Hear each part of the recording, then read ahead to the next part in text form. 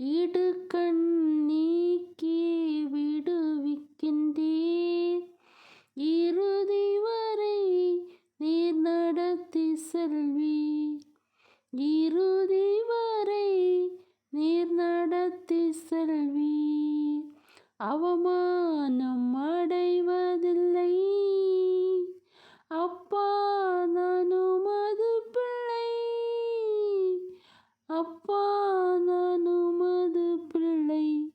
ஒரு நாளும் அவமானம் அடைவதில்லை. ஒரு நாள்